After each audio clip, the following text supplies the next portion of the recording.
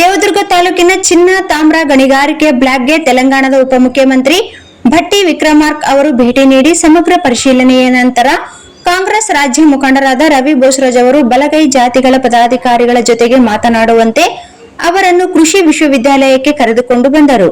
ಬಲಗೈ ಜಾತಿಗಳ ಒಕ್ಕೂಟ ಜಿಲ್ಲಾ ಘಟಕದ ಮನವಿ ಮೇರೆಗೆ ರಾಯಚೂರು ಕೃಷಿ ವಿಶ್ವವಿದ್ಯಾಲಯಕ್ಕೆ ಭೇಟಿ ನೀಡಿ ಕೆಲ ಹೊತ್ತು ಒಕ್ಕೂಟದ ಪದಾಧಿಕಾರಿಗಳ ಜೊತೆಗೆ ಭಟ್ಟಿ ವಿಕ್ರಮಾರ್ಕ ಅವರು ಮಾತುಕತೆ ನಡೆಸಿದರು.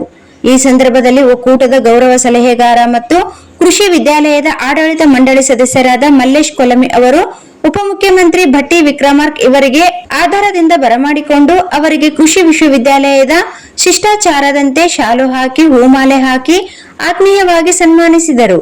ಸನ್ಮಾನ ಕಾರ್ಯಕ್ರಮಗಳು ಕಾಂಗ್ರೆಸ್ ರವಿ ಬೋಸರಾಜ್ ಇವರ ನೇತೃತ್ವದಲ್ಲಿ ನಡೆದವು. ಮಲ್ಲೇಶ್ ಕೊಲಮಿ ಅವರು ಮಾತನಾಡಿ, ತಮ್ಮ ರಾಯಚೂರು ಭೇಟಿ ಮತ್ತು ವಿಶ್ವವಿದ್ಯಾಲಯದ ಆಗಮನವು ನಮಗೆ ತೀವ್ರ ಸಂತೋಷ ಸಂಭ್ರಮ ತಂದಿದೆ ಎಂದರು. ಇದೇ ಸಂದರ್ಭದಲ್ಲಿ ಬಲಗೈ ಜಾತಿಗಳ ಒಕ್ಕೂಟದ ಪದಾಧಿಕಾರಿಗಳು ಭಟ್ಟಿ ವಿಕ್ರಮಾರ್ಕ ಇವರಿಗೆ ಸಂವಿಧಾನ ಶಿಲ್ಪಿ ಡಾಕ್ಟರ್ BR ಅಂಬೇಡ್ಕರ್ ಅವರ ಮತ್ತು ಬುದ್ಧನ ಸಣ್ಣ ಪ್ರತಿಮೆಗಳು ಮತ್ತು ಸಂವಿಧಾನ ಪೀಠಿಕೆ ನೀಡಿ ಉಪಮುಖ್ಯಮಂತ್ರಿಗೆ ಜಯವಾಗಲಿ ಎಂದು ಘೋಷಣೆ ಹಾಕಿದರು. ಈ ಸಂದರ್ಭದಲ್ಲಿ ಒಕ್ಕೂಟದ ಜಿಲ್ಲಾಧ್ಯಕ್ಷರಾದ ಭೀಮಣ್ಣ ಮಂಚಾಲ್, ರಾಂಪುರ್ KE ಕುಮಾರ್, ದಲಿತ ಪ್ಯಾಂಥರ್